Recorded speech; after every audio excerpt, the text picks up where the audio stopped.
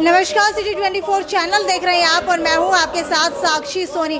पहली दफा ऐसा हुआ है कि किसानों ने किसी के दफ्तर को घेर लिया है। जी हां, किसी सुपरिटेंडेंट इंजीनियर। बहुत बड़ी बात है, सारी की सारी बात आपको बताऊंगी, लेकिन सबसे पहले ज़्यादा से ज़्यादा शेयर कर दीजिए, क्योंकि पहली दफ़ा हिसार के अंदर हुआ है कि किसी सुपरिटेंडेंट इंजीनियर के ऑफिस का घेराव किसानों ने कर दिया। ये सभी किसान जो आप देख पा रहे हैं, ये सभी के सभी किसान यहाँ पर जो है घेराव करके अब बैठ चुके हैं ऑफिस का। आपको बता देती हूँ कि कम से कम 1.5 से 2 घंटे हो चुके हैं करते हुए घेराव। इनसे ही जानने की कोशिश करते हैं कि आखिरकार पूरा मामला है क्या। सर, मुझे ये बताइए कि आज आप यहाँ पर घेराव करने के लिए पहुंचे हैं, सुपरिटेंडेंट के ऑफिस के अंदर ही आप लोगों ने कब्जा कर लिया, तो ये बताइए कि ऐसा क्या हुआ, ऐसी कौन सी इतनी बड़ी बात हो गई? हम 1 महीने पहले यहाँ एससी साहब से पूरी 23 गांव की पंचायतें और पूरे लोग यहाँ आए थे।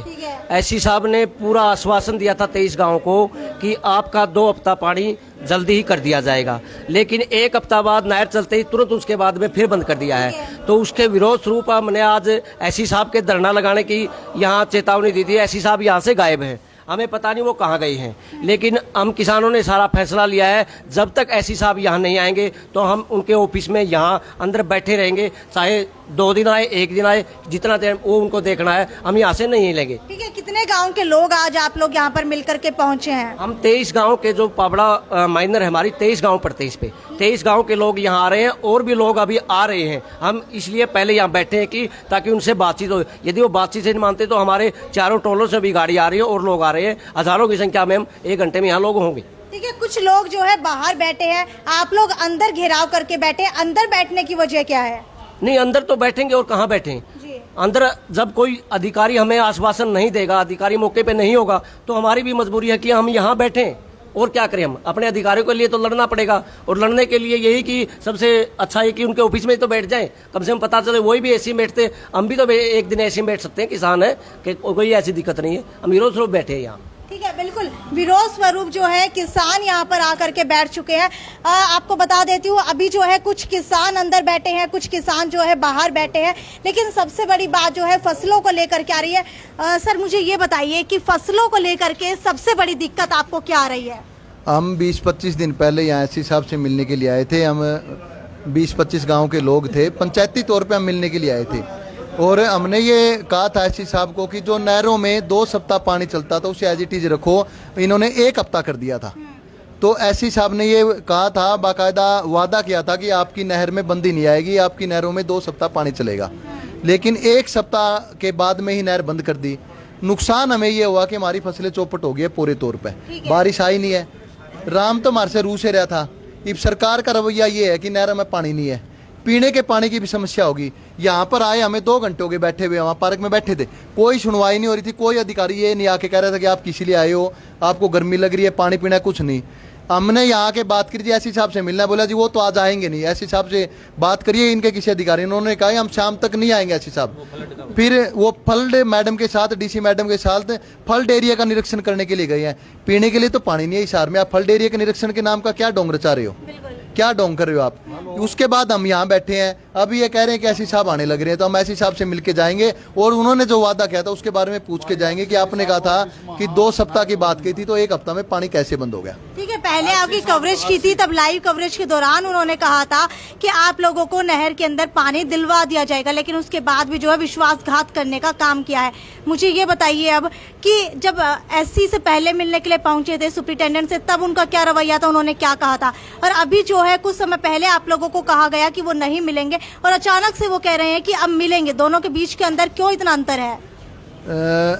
जब हम पहले मिलने के लिए आए थे तब एससी साहब ने कहा था कि नहरें बंद नहीं होगी, 2 सप्ताह पानी चलेगा। हमने 1 हफ्ते का अल्टीमेटम दिया था, मखा जी नहर बंद नहीं होनी चाहिए, नहर बंद होगी 1 हफ्ता बाद में। उसका बाद में जब हम सुबह आए तो यहाँ पे एससी साहब नहीं थे। हमने पता किया जी एससी साहब से मिलना, हम पंचायती तौर पे भाईचारे के तौर पे मिलने के लिए आए थे। 20-25 गांव के लोग, 1-1 2-2 गांव, 1-1 2-2 आदमी हम मिलने के लिए आए थे। और बोले एससी साहब नहीं मिलेंगे, डीसी साहब, डीसी मैडम के साथ गए हैं। सुपरिटेंडेंट मखा जी इनके जो नीचे के अधिकारी उनसे मिला दो। सुपरिटेंडेंट साहब आए और बोला जी मेरे से क्या होगा, आप एससी से बात करना। मखा जी आप एससी साहब से बात करो और हमें ये बताओ कि किस टाइम आएंगे।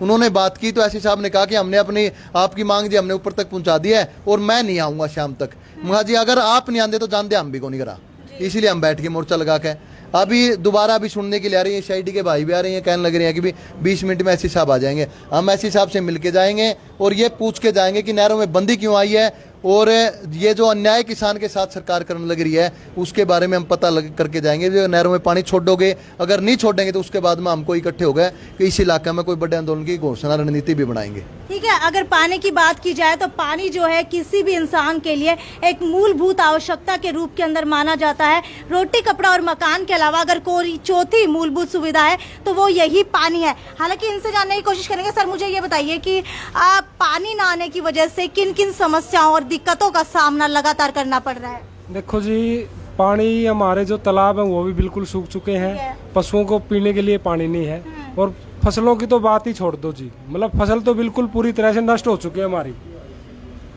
और मेरी उम्र लगभग 33 साल होगी जी। हमारी जो नहर थी पाबड़ा माइनर, इसमें 2 हफ्ते से कम कभी भी पानी नहीं आया, लेकिन पिछले 6 महीनों से हमारी नहर में एक सप्ताह पानी दिया जा रहा है, जिसके कारण जी हमारा जो है पूरे गांव का जो पाबड़ा माइनर पड़ते हैं बुरा हाल हो चुका है। पूरे गांव के टैंक टूटे हुए हैं और गांव में 10-5 दिन के बाद पानी नहीं मिलता किसी को। पूरे गांव में टैंकरों से पानी की सप्लाई होती है। हमारे जो पशु हैं वो भी बिल्कुल प्यासे मर रहे हैं। तो इसीलिए हम एससी साहब से पहले मिले थे, 23 गाँव की जो पंचायत थी, और आज भी उसी बारे में मिलने के लिए आए हैं। तो एससी साहब ने जब आश्वासन दिया था कि भाई आगे जो बंदी आएगी उसमें आपके 2 हफ्ते दे दिए जाएंगे, लेकिन अभी हम यहाँ पर आए, मौके पर बात की, जो अफसर थे उन्होंने हमारे को किसी प्रकार का कोई रिस्पॉन्स नहीं दिया और उन्होंने यही बोला कि भाई एससी साहब तो नहीं आएंगे, बिल्कुल आएंगे तो शाम को 6 बजे आएंगे। ठीक है, इतने बुजुर्ग हैं आप और बुजुर्ग होने के बाद भी आप आज यहाँ पर धरने पर बैठे हैं। लगता है कि आपकी इज्जत का ख्याल करके यहाँ पर सुप्रिंटेंडेंट जो है आपकी सुनवाई करेंगे? सुनवाई उरे तो कोई हुई को नहीं भाई, आज तक ऐसा सोता देखा भी को नहीं। इस सरकार में सोता हुआ है ना, ऐसा देखा भी को नहीं कभी। बात यही है। ठीक है, तो आगे यहाँ पर मेरे साथ बहुत और भी किसान मौजूद है, इनसे जानने की कोशिश करते हैं। सर मुझे ये बताइए कि आज आप यहाँ पर पहुँचे हैं, किसानों की लगातार आवाज़ उठाते रहते हैं, तो अब लगता है कि आपके पहुँचने के बाद इनकी सुनवाई होगी? मैडम सुनवाई तो या सरकार भी इसके अफसर भी करना बस जुए नहीं। 7 महीने से तो किसान दिल्ली का बाहर को बैठे हैं, उनकी कोई सुनवाई नहीं। एक कोल की दूरी बताओ तो आज लग उस कोल का नहीं पता चला क्या हो रहा है। हाँ, यह एक ऐसी समस्या खड़ी हुई है जिसे जे पानी नहीं मिला जे बिल्कुल मरने की ओर इंसान हो, पशु हो, सबने पानी चाहिए। लेकिन हमारे जितने गांव लगा है, फसल तो एक दूर की चीज़ है, पीने को भी पानी नहीं है।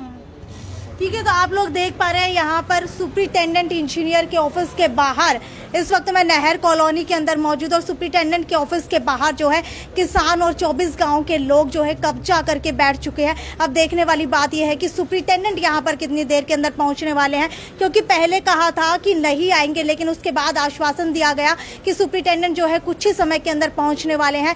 लेकिन अब देखने वाली बात यह है कि इतनी देर से कब्जा करने के बाद, जी हाँ, ऑफिस के अंदर पहली दफा ऐसा हुआ है कि ऑफिस के अंदर कब्जा करने के बाद क्या इन लोगों की सुनवाई होती है? नहर कॉलोनी के अंदर जो भी पानी से रिलेटेड समस्याएं होती है उनका समाधान होता है। लेकिन अब आपको बता देते हैं कि अभी तक सुप्रिंटेंडेंट यहाँ पर नहीं पहुंचे हैं। कुछ ही समय के अंदर देखते हैं कि सुप्रिंटेंडेंट कितने समय के अंदर यहाँ पर पहुंचने वाले और इनकी समस्या को लेकर के क्या कुछ उनका रुख रहने वाला है। क्योंकि जिस सुप्रिंटेंडेंट के ऑफिस के अंदर सुप्रिंटेंडेंट जो है कुर्सी के ऊपर बैठा करते थे, उसी कुर्सी के ऊपर आज जो है 24 गाँव के किसान आकर के कब्जा करके बैठ चुके हैं। ये थी साक्षी सोनी की रिपोर्ट, City 24 चैनल हिसार।